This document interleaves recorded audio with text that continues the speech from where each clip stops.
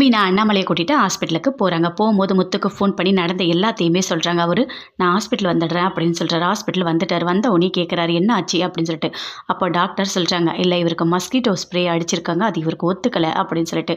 சரியாயிடும், இன்றைக்கி நீங்கள் டிஸ்சார்ஜ் பண்ணி கூட்டிகிட்டு போகலாம், இந்த டெஸ்ட்டெல்லாம் மட்டும் எடுத்துகிட்டு போங்க அப்படின்னு சொல்லிட்டு டாக்டர் அங்கேருந்து போகிறாரு. டெஸ்ட் எடுக்கும்போது பணம் இல்லை, நான் ஒன்றா தாலி கட்டி தரட்டுமா அப்படின்னு சொல்லிட்டு மீனா சொல்கிறாங்க. அப்போ முத்தோட ஃப்ரெண்டு சொல்கிறாரு என்கிட்ட இந்த பணம் இருக்குது, இந்த பணத்தை யூஸ் பண்ணுங்க அப்படின்னு சொல்லிட்டு. டேய் அது நீ டியூ கட்டுற பணம்டா அப்படின்னு சொல்லிட்டு முத்து சொல்கிறாரு.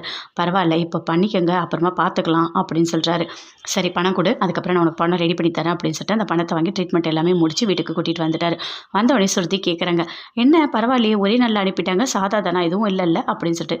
ஏம்மா ஏதாவது பெருசாக நடக்கணும் பிளான் பண்ணியிருக்கியா என்ன, எல்லாத்துக்கும் காரணமே நீ தான் அப்படின்னு முத்து சொல்கிறார். அதை கேட்டோன்னே சுருதிக்கு பயங்கரமாக கோவம் வருது. நான் என்ன பண்ணேன் அப்படின்னு சொல்லிட்டு கேட்குறாங்க. ஆமாம் நீ எதுக்கு ஸ்ப்ரே அடிச்சு அப்பாவுக்கு ஆப்ரேஷன் பண்ணியிருக்குன்னு தெரியும்ல அப்படின்னு சொல்லிட்டு பயங்கர கோவமாக முத்து சுருதியை திட்டுறாரு.